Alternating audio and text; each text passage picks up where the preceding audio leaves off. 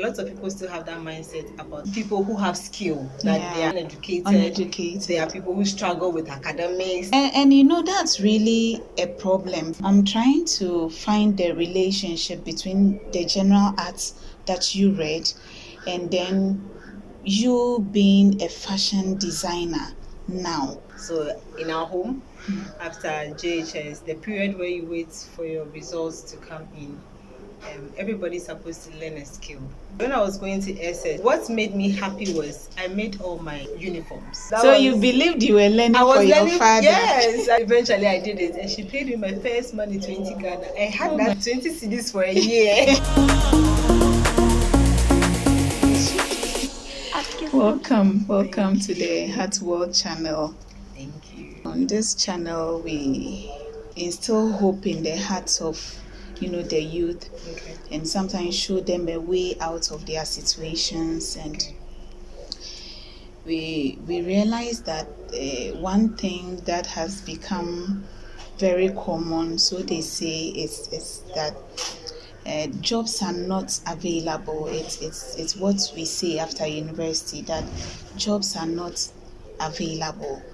The youth finish every now and then, they are out there and they are so helpless, so powerless over their situations. And when I heard your story, I thought that this is a beautiful story that we have to share.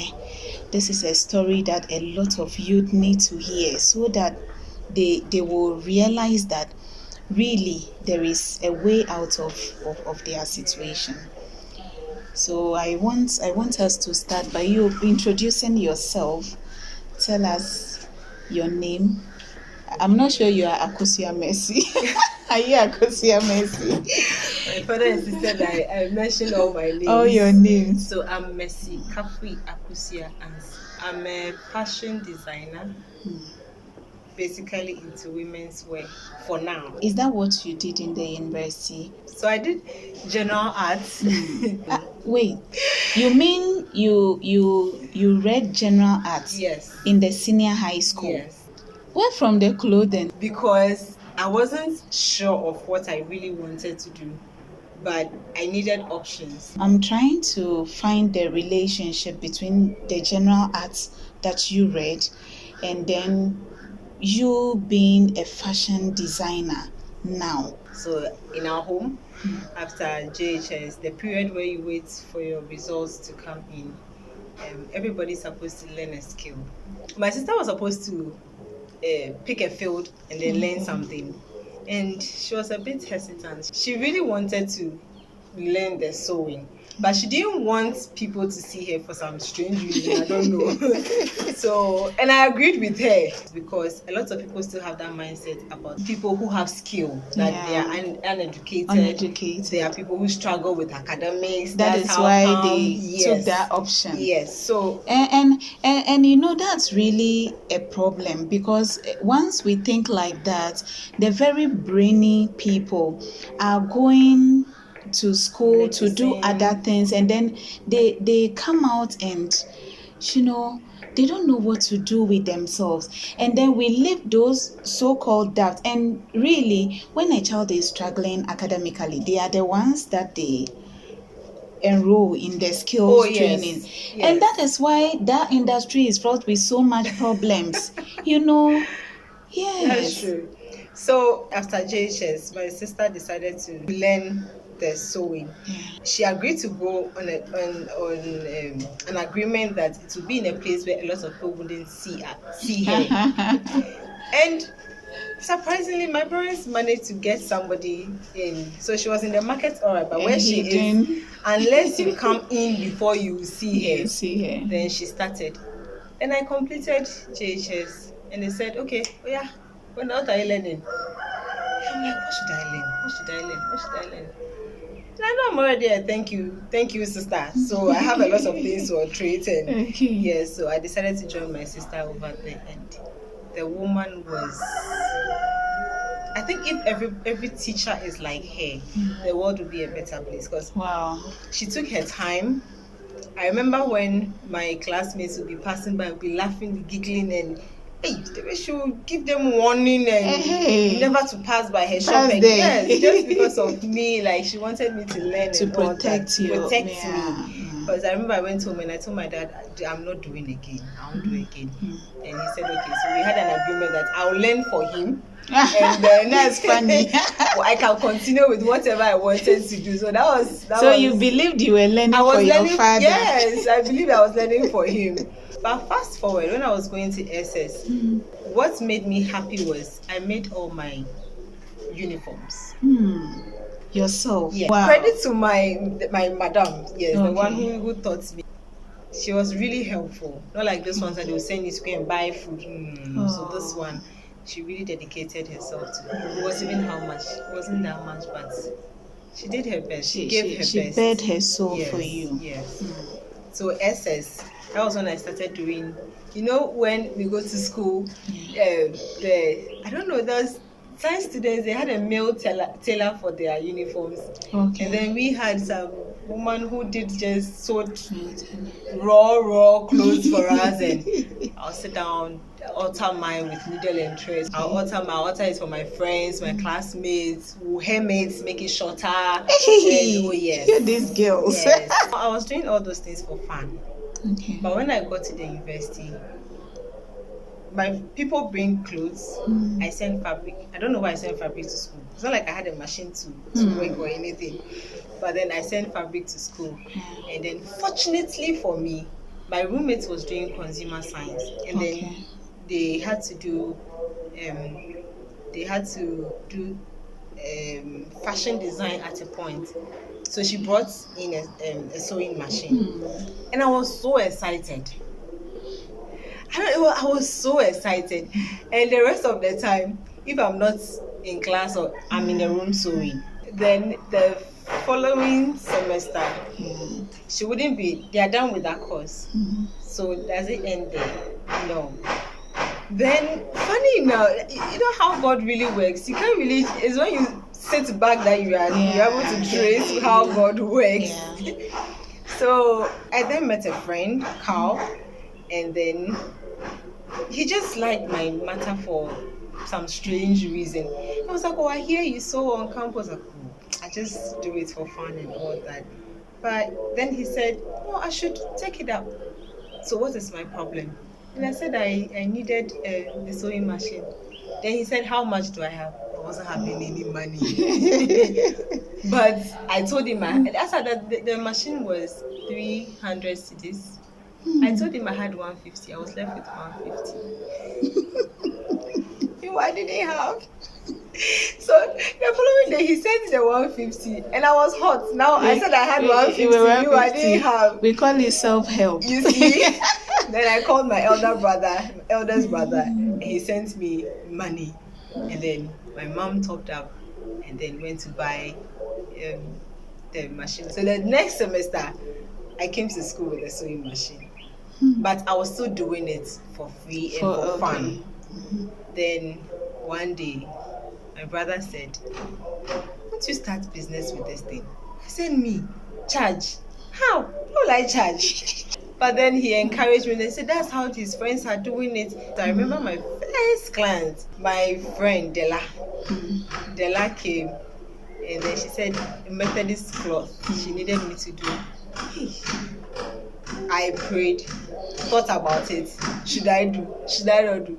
So eventually I did it, and she paid me my first money, 20 Ghana. I had that 20 money, 20 cedis for a year. I was so excited. I can imagine. Yeah. Then it became a business, and I was so fortunate to have study mates. Okay. That I didn't struggle much academically. Yes. Okay. So when you came out of the uni, okay, where did you do your national service? With MTN. So after MTN, how did you, because I know that you are doing fashion full time, like you saw one of the most beautiful wedding gowns I know. But this is a graduate from English and political science. how did you not, continue that as a career, but sewing, doing the fashion full time now? Thank God for mentorship.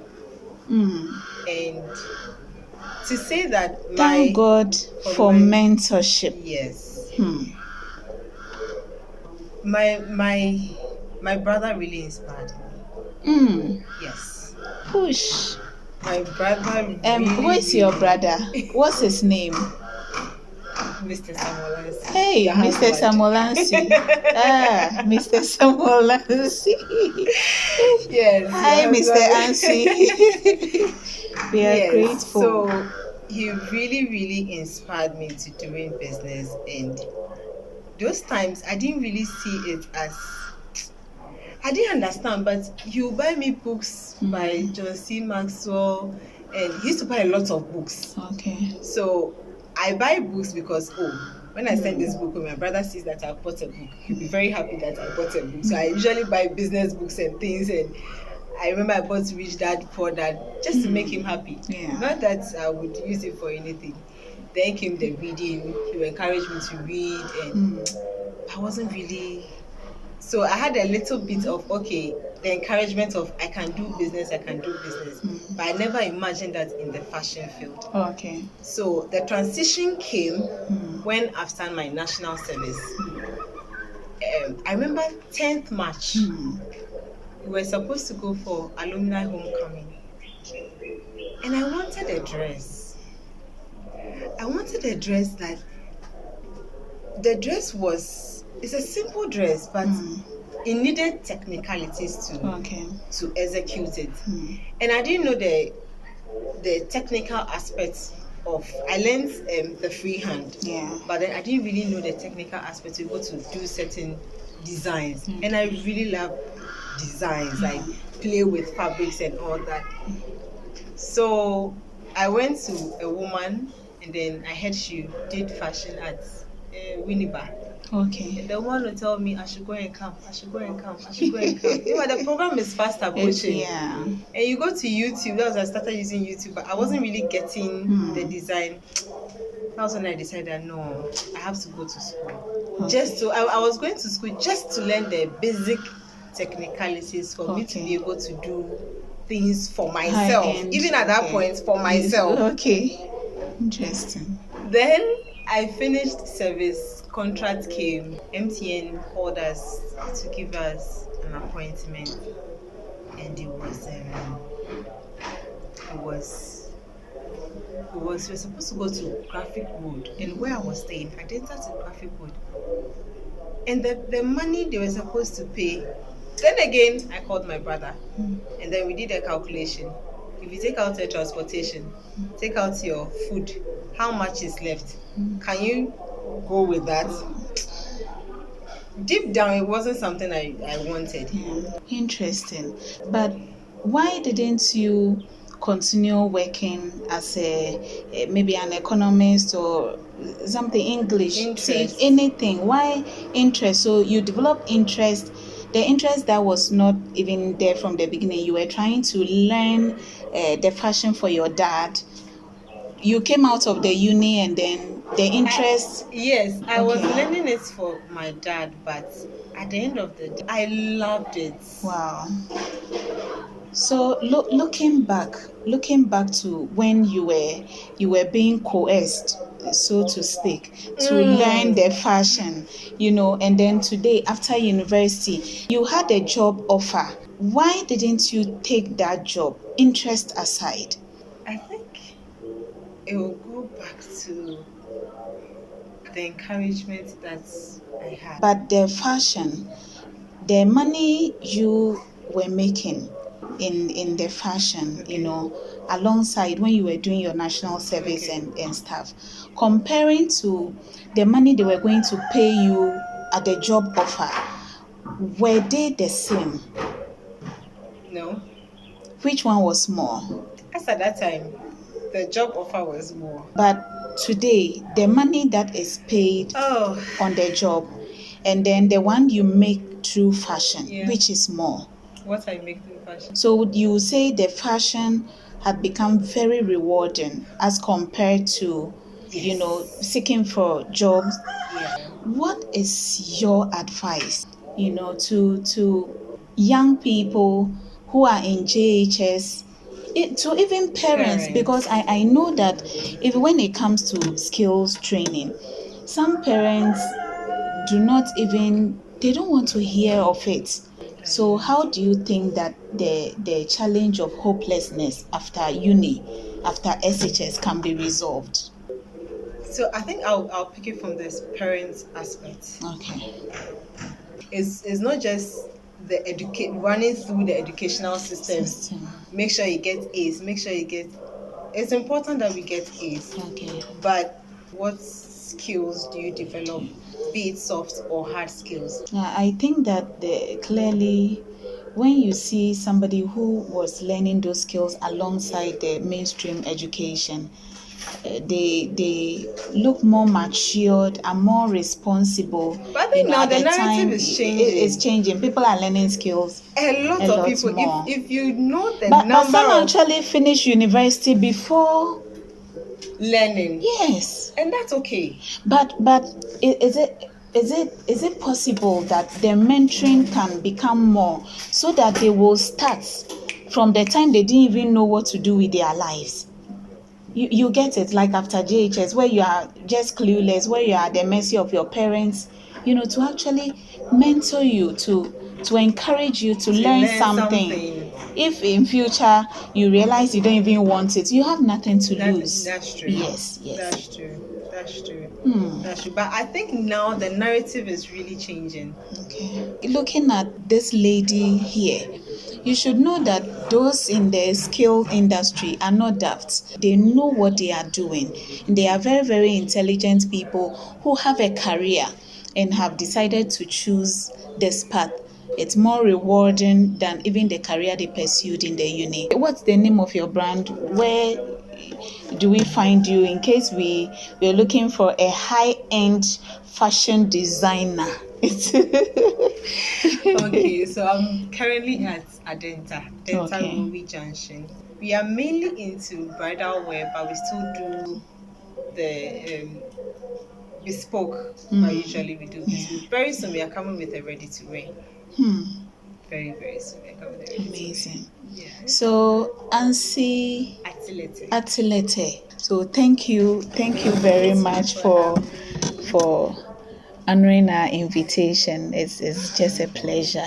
Thank you too. So goodbye, viewers. We'll see you soon with another inspiring interview. But till then, we want you to encourage your children to try a skill because it might become their only lifeline, to a future that is financially rewarding. Thank you. Thank you too. I guess that you'll never know.